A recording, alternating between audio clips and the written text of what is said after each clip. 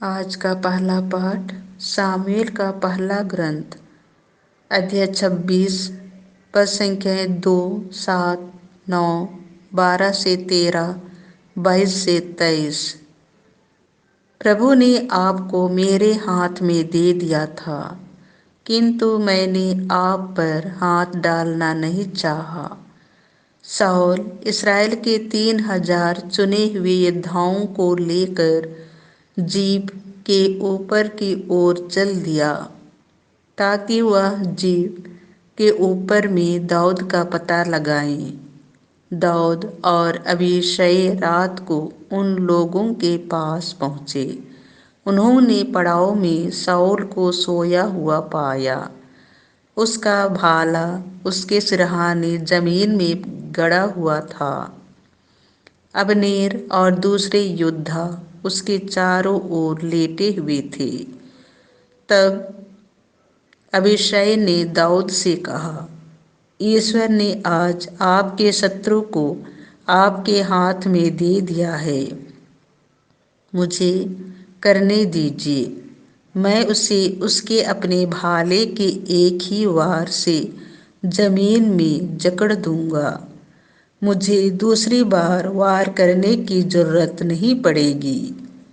दाऊद ने अबीशै को यह उत्तर दिया, उसे मत मारो। कौन प्रभु के अभिषिक्त को मारकर दंड से बच सकता है? दाऊद ने वह भाला और शाऊल के सिरहाने के पास रखी हुई पानी की सुराही ले ली और वे चले गए। न किसी ने यह सब देखा, न किसी को उसका पता चला और न कोई जगह। वे सब के सब सोए हुए थे, क्योंकि प्रभु की ओर से भेजी हुई गहरी नींद उन पर छाई हुई थी। दाऊद घाट पार कर दूर की पहाड़ी पर खड़ा हो गया। दोनों के बीच में बड़ा अंतर था।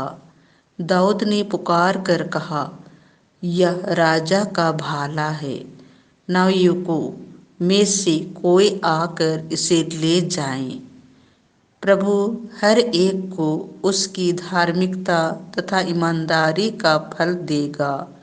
आज प्रभु ने आपको मेरे हाथ में दे दिया था, किंतु मैंने प्रभु के अभिषिक्त पर हाथ डालना नहीं चाहा।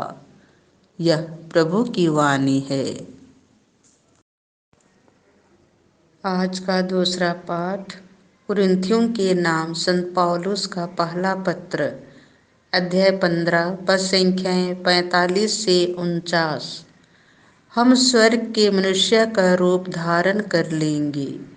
धर्म ग्रंथ में लिखा है कि प्रथम मनुष्य आदम एक जीवंत प्राणी बन गया। अंतिम आदम तो एक जीवनदायक आत्मा है। जो पहला है वह आध्यात्मिक नहीं बल्कि प्राकृतिक है। इसके बाद ही आध्यात्मिक आता है। पहला मनुष्य मिट्टी का बना है और पृथ्वी का है, दूसरा स्वर्ग का है। मिट्टी का बना मनुष्य जैसा था वैसे ही मिट्टी के बने मनुष्य हैं, और स्वर्ग का मनुष्य जैसा है वैसे ही सभी स्वर्गिक होंगे। जिस तरह हमने मिट्टी के बने मनुष्य का रूप धारण कर लिया है, उसी तरह हम स्वर्ग के मनुष्य का भी रूप धारण कर लेंगे। यह प्रभु की वाणी है। संत लूकास के अनुसार पवित्र सुसमाचार अध्याय 6 पद संख्या 27 से 38। अपने स्वर्गिक पिता जैसे दयालु बनो। यीशु ने अपने शिष्यों से कहा, मैं तुम लोगों से जो मेरी बात सुनते हो कहता हूँ, अपने शत्रुओं से प्रेम रखो। जो तुमसे बैर करते हैं उनकी भलाई करो। जो तुम्हें श्राप देते हैं उनको आशीर्वाद दो। जो तुम्हारे साथ दुर्व्यवहार करते हैं उनके लिए प्रार्थना करो। जो तुम्हारे एक गाल पर थप्पड़ मारता है दूसरा भी उनके सामने कर दो। जो तुम्हारी चादर छीनता है उसे अपना कुर्ता भी लेने दो।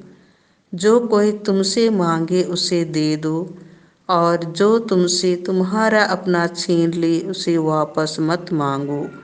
दूसरों से अपने साथ जैसा व्यवहार चाहते हो तुम भी उनके साथ वैसा ही किया करो।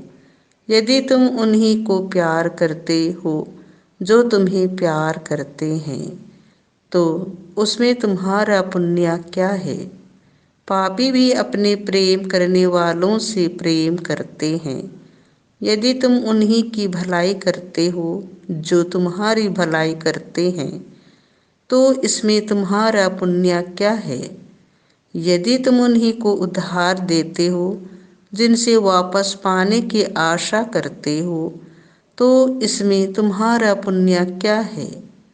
पूरा पूरा वापस पाने की आशा में पापी भी पापियों को उधार देते हैं।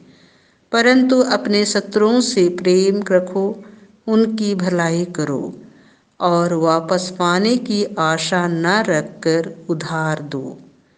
तभी तुम्हारा पुरस्कार महान होगा और तुम सर्वोच्च प्रभु के पुत्र बन जाओगे, क्योंकि वह भी कृतघ्नों और दुष्टों पर दया करता है।